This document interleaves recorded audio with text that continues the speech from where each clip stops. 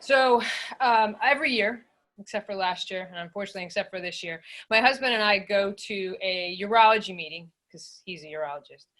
And it's called Excellence in Urology. He goes to learn some stuff. I go because in between learning, there's skiing. And so I get to go skiing while he's learning and while he's skiing with me. The other reason I like to go is that at the end of the meeting, our friend who runs the meeting always gets someone from the community who has exhibited excellence in another area of life to give a talk. And they've often been quite interesting. I've actually touched a real gold medal as part of that. I've gotten a scarf from the Sherpa who climbed Mount Everest the most time. So they've always been very interesting talks. So one year there was a talk by a guy who was a physical therapist and the trainer to the cyclist stars of the world.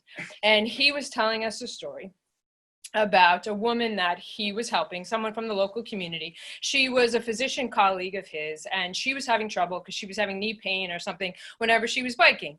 And so his normal protocol for helping someone in that situation was he would put them on a stationary bike, and then he would watch them cycle, and he would make adjustments to their seats and to their height and everything to try to do this. And they were colleagues, so he said while he was helping her, they were chatting. They were chatting about patients, they were chatting about her kids, they were chatting about her life, and he was very discreetly turning up the resistance on the bike, and she kept chatting about her family and her kids, and he kept turning up the resistance on the bike, and the power was going up and up, and she was chatting away like nothing was going on. And he was like, oh my gosh, this woman was like a casual cyclist, and she was a natural. She generated more power than anybody had ever seen, and it barely noticed that she was doing it. And this, in me in the audience, unmasked this small little tiny hope of mine that I had had as an adolescent and been buried for a long time, that I hope other people may have had as well, and it's not as ridiculous as I think, but that there was going to be a point in my life where I showed up for something and someone discovered that I was the best in the world at this thing, right?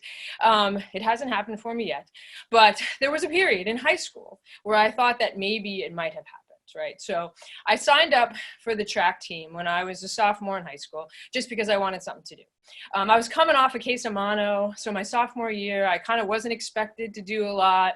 I had a very mediocre season, but I really enjoyed being outside. I enjoyed the people. So my junior year, I came back determined that I was going to really get involved this time, and I was going to train a little harder, and I was going to be better. And I trained myself right into shin splints, and I couldn't run at all, but I really liked the team, and I liked being outside, and I'm like, okay, I'm just going to do something different because I'm a teenager and I don't know any better. And I'm like, I'm going to join the weight team. Well, if you can see me right now, I was a lot skinnier when I was in high school, and that was absolutely ridiculous, but I didn't know any better. So I went to the shot put. I think the coach thought I was going to quit at that point because I nearly broke my foot dropping the thing on my foot. You're supposed to throw it so it goes somewhere. And so I was like, okay, well, we'll try the discus. That's a lot lighter. So I got the discus. And the discus was a lot later. I could do it. And it actually had this kind of cool thing where you all the way around in a circle before you threw it. So if you went 360 and you did it right, it went pretty far. Now, if you went 640 and your coach was behind you, it was a problem. But I only did that once. But they did tell me that I wasn't allowed to throw the javelin because of that, because I might actually hurt somebody. So I threw the discus, and it was fun. I enjoyed it. We went to our first meet, and the way the meets run, and I didn't really know, was that you get 3 throws. Everybody gets a turn, and we're 2 throws in, and I'm kind of looking at the field, and the coach comes over and leans into me, and he says, "Hi, how's it going?" And I'm just like, is there something else besides how far you throw it? Do they grade you on the turn? And he's like, no. And I said, I think I'm winning. And he's like, what?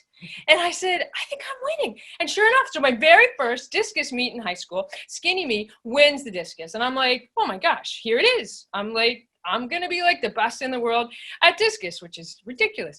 And somehow this little vision of mine failed to notice that I never made it any farther than just the meets. I didn't get to regionals or districts or anything like that, but I really enjoyed myself. I consistently scored some points for the team.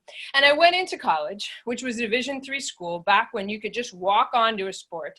And I thought, I'm going to throw the discus in college because I could do that. All I need is a little training up. That's all I need. So my fall semester, I decided I'm going to sign up for a weightlifting class. because that could help me, right? So I go in the weightlifting class, and it is run by the football coach, Franklin Marshall. Coach Gilberg, somebody I still have a lot of affection for. And he is a good guy because he doesn't even laugh when he sees who's in his class. He sets me up to show off the military press machine, which is the one you go like this, right? So I sit down in the thing and I get ready to go. And I said, I think maybe I should start with a little less weight. And he said, well, here's the thing. I haven't put any weight on it yet. Okay, well then I guess I better try a little harder. So by the end of the class, I could actually lift it with some weight on it. And I thought, I'm ready to go. And I show up for field practice for the track team, because you could just walk on. And Coach Gilberg is the coach of the fields team. And I walk over and he goes, get out of here. And I said, what? He goes, yeah, I've seen you weightlifting. You got to go run. You'll be a much better runner. You can't throw the discus. And I went over to the track side. I was a passable runner, but I turned out that I was very good at encouraging my colleagues all across the field because I knew all the sides of things. And so I think the lesson that I learned from that was that he wasn't unkind to me, and he gave me feedback. Feedback should never be unkind, but it doesn't always have to be positive. And I learned how to be the team captain, lead the jumping jacks, which I still do in many areas of my life. And the end of the training story was that this woman that was a natural bike rider said, you know what, I don't have time for this. I want to be a physician and a mom. And so natural talent isn't all it takes after all. Thank you.